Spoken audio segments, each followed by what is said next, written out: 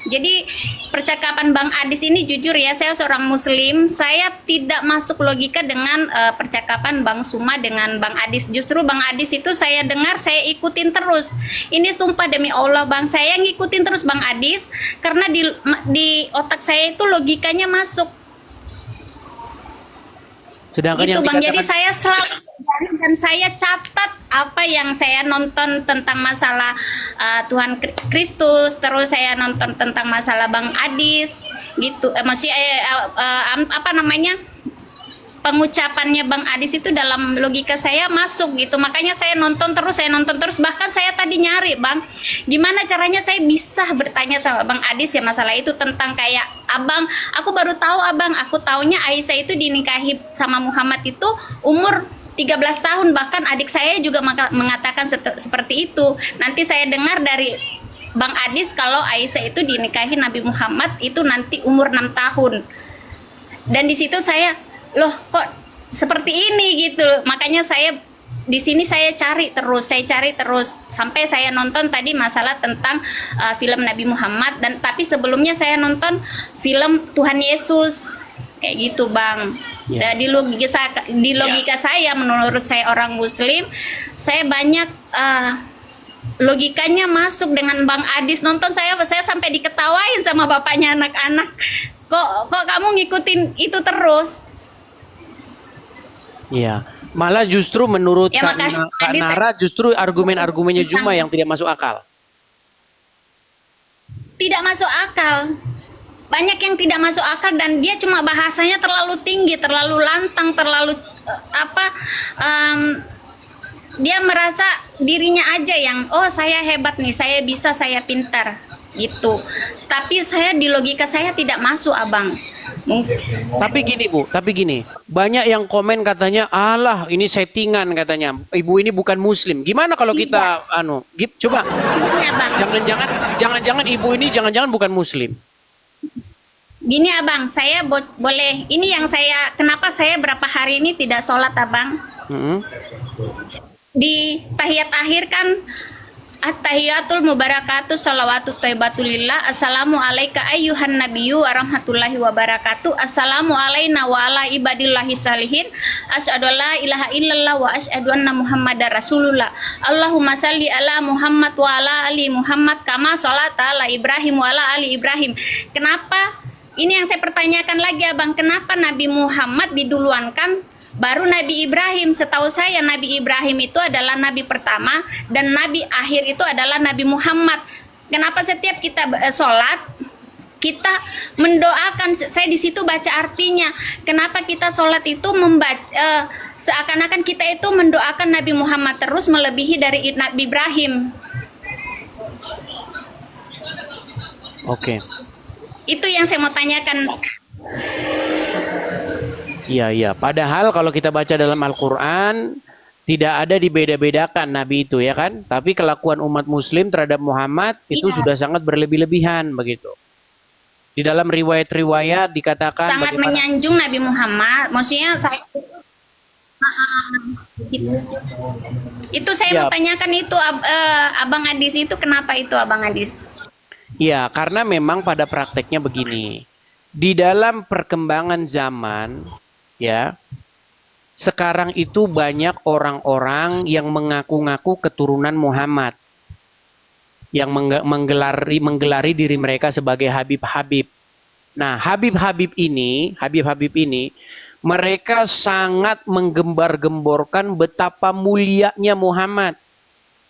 Sehingga umat muslim akan digiring sedemikian rupa untuk mengkultuskan dia dan keturunannya. Nah, apa keuntungan bagi mereka? Cuan, fulus. Ketika keturunan-keturunan Muhammad dalam tanda kutip yang mengaku-ngaku keturunan Muhammad ini, mereka gembor-gemborkan, turunan Nabi itu mulia. Bahkan dikatakan, kalau ada ulama yang sudah gila, dia bisa dikatakan mantan jadi orang gila, dia tidak bisa disebut lagi sebagai ulama. Tapi kalau ada turunan Nabi gila, dia statusnya masih turunan Nabi, masih Habib katanya. Dan mereka sangat dimuliakan. Ketika mereka sangat dimuliakan, mereka mendapatkan uang yang banyak. Contoh, bekas tisunya, ya kan? Nih, bekas tisu lap turunan Nabi. Wah, umat muslim rebutan. Cium-cium kakinya, bekas minumnya, banyak sekali. Lihat aja, bagaimana orang-orang Islam sangat mengkultuskan keturunan Nabi, keturunan Muhammad. Nah, padahal di dalam Al-Quran ada ayat yang mengatakan, Makana Muhammadin aba ahadim mirjalikum. Bukanlah Muhammad itu bapak dari salah seorang laki-laki di antara kalian. Muhammad itu bukan bapak dari seorang laki-laki di antara kalian. Tapi sekarang banyak orang ngaku-ngaku turunan Muhammad. Ketika mereka mengaku keturunan Muhammad, orang-orang Islam di negeri kita ini sangat-sangat menjanjung, memuliakan mereka. Ya kan? Sehingga mereka dapat uang yang banyak dari situ. Seperti itu. Makanya ada semacam pengkultusan. Muhammad tuh harus dikultuskan. Seperti itu. Riwayat-riwayat mereka mengatakan tuh kencingnya Muhammad diminum, darahnya diminum. Ya, itu. Sudah pernah dengar? Sudah pernah dengar kan? Baru dengar, makanya saya itu juga baca kemarin Abang. Terus saya juga ini ada lagi saya pertanyakan nih Abang. Kemarin saya ada nonton juga Abang berdebat sama yang siapa yang di Malaysia itu ya Bang ya, yang perempuan yang bercadar itu. Abang bilang enggak boleh kesini, enggak boleh. Kenapa itu kan apa yang ibu Malaysia yang bercadar itu Abang? Ya, itu saya lihat perempuan itu seharusnya tidak diharuskan untuk berhijab, menutupi kepala itu karena tadinya itu Nabi Muhammad istri para nabi itu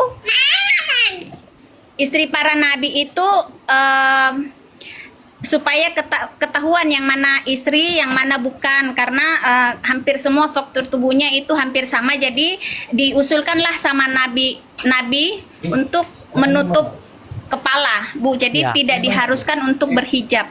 Betul, betul. Jadi sebenarnya begini, hijab itu sudah salah dipahami oleh orang-orang Islam zaman sekarang. Dan itu kuat dugaan saya, itu adalah sebuah politik. Ya, mereka ingin mengukur sejauh mana kekuatan kaum muslimin. Makanya mereka tandai dengan pakaian seperti itu. Siapa yang memproklamirkan supaya gerakan-gerakan berhijab ini? Namanya Hasan Albani, itu dari Mesir, gerakan dari Mesir. Sebelumnya nggak ada orang Islam berhijab. Apalagi mungkin Ibu Nora kan kelahiran yang lama kan, mungkin kita nggak tahu, mungkin Anda lebih tua atau apa. Dulu zaman-zaman saya sekolah nggak ada perempuan Islam pakai jilbab, nggak ada. Lihat foto-fotonya zaman dulu, nggak ada perempuan-perempuan pakai jilbab. Itu perempuan-perempuan pakai jilbab itu baru sekarang saja. Dan itu gerakan itu pertama kali dipelopori oleh seseorang yang bernama Hasan Albani dari Mesir. Nah, dulu nggak ada. Nah, adapun zaman dulu, ya zaman dulu. Itu Umar sering melihat istri-istri Muhammad tuh buang air, BAB, buang air besar. Nah, karena mereka ingin membedakan mana budak, mana bukan budak, maka disuruhlah pakai yang namanya penutup itu, hijab. Itu idenya Umar. Makanya ada seseorang muslim, cendekiawan muslim, namanya itu adalah Profesor Dr. Sumanto Al-Qurtubi. Nah, Profesor Dr. Sumanto Al-Qurtubi, kalau tidak salah ya namanya, saya agak sedikit lupa. Dia pernah menulis sebuah buku, namanya itu Lubang Hitam Agama. Di dalam buku itu, ada sebuah ayat, ada sebuah paragraf di mana dia membahas Umar bin Khattab dan Muhammad bersekongkol mengarang ayat Al-Quran. Ayatnya tentang itu, tentang bagaimana Umar memberikan ide kepada Muhammad. Wahai Muhammad, bagaimana kalau istri-istrimu ini dipakaikan hijab? Lalu Muhammad setuju. Ya. Akhirnya turunlah ayat. Sudah dipelajari? Saya baru sekilas baca kemarin Abang, makanya saya kan itu semenjak Abang berdebat itu saya baca sedikit. Saya belum sempat karena saya sempat kemarin kan nonton itu tentang Nabi Yesus, terus tentang Nabi Muhammad tadi saya nonton, tentang perdebatan Abang kemarin saya nonton sampai jam 4 itu karena seru ya berdebat di dalam room itu. Jadi saya pikir kan Abang Adi sama ibu-ibu ya berdebat sama Bang Suma, terus Bang Suma sama rekannya. Jadi saya nonton, kok saya logikanya kok saya tidak masuk dengan Bang Suma, tapi saya logikanya lebih masuk ke Bang Adis. Jadi saya pelajarin di situ terus. Makanya saya ini Abang nulis banyak tentang masalah Nabi Muhammad, dan di sini saya juga belajar masalah tentang Tuhan Yesus gitu, Abang. Ya, ini salah satu contoh ya. Itu misalnya. aja sih Abang saya. Oke, ini sebelum Ibu Bu Nara turun ya, saya tunjukkan ayatnya ya. Ini bagaimana Umar di sini ya sebagai pencetus ide tentang ayat hijab itu. Nih ya, ini tertulis di dalam Sahih Bukhari 577 1. Ya, apa dikatakan di sini? Umar bin Khattab, karena kalau nomor hadisnya itu memang ganti-ganti ya, tergantung siapa yang nerbitin. Ya. Tapi intinya begini, dikatakan di sini. Umar bin Khattab pernah berkata kepada Nabi Shallallahu Alaihi Wasallam, tolong perintahkan para istri Anda untuk berhijab. Aisyah melanjutkan, namun beliau tidak melakukannya. Sedangkan istri-istri Nabi Shallallahu Alaihi Wasallam juga biasa keluar pada malam hari ke tempat untuk buang hajat. Nah, maka istri beliau Saudah binti Zama'ah keluar. Ia adalah wanita yang berpostur tinggi. Lalu Umar bin Khattab melihatnya ketika ia berada di majelis. Katanya, "Hai Saudah, kami mengenalmu." Sesungguhnya Umar menegurnya hanya karena dia ingin semoga ayat hijab segera turun. Kata Aisyah, memang tidak lama kemudian Allah Azza wa Jalla menurunkan ayat hijab. Jadi ayat hijab ini permintaannya Umar bin Khattab. Umar bin Khattab ini. Makanya Umar itu pernah bilang, Umar bin Khattab pernah berkata ya, nih saya tunjukkan.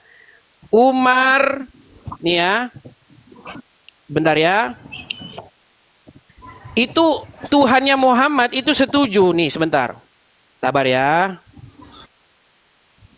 Sebentar.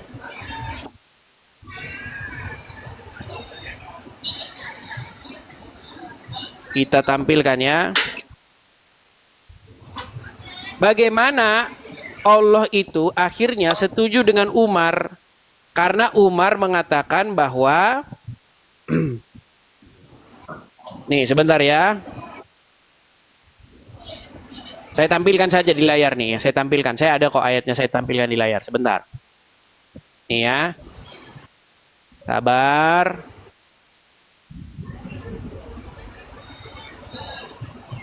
Bentar ya teman-teman ya. Kelihatan ini? Kelihatan? Kelihatan? Kurang gede Bang, kurang besar. Tuh, itu ada di dalam hadis riwayat Muslim nomor 4412 ya. Nih sebentar. Hadis riwayat Muslim sebentar. Biar saya ketikkan di sini. Hadis riwayat Muslim nomor 4412. Nih. Saya tampilkan ya hadisnya.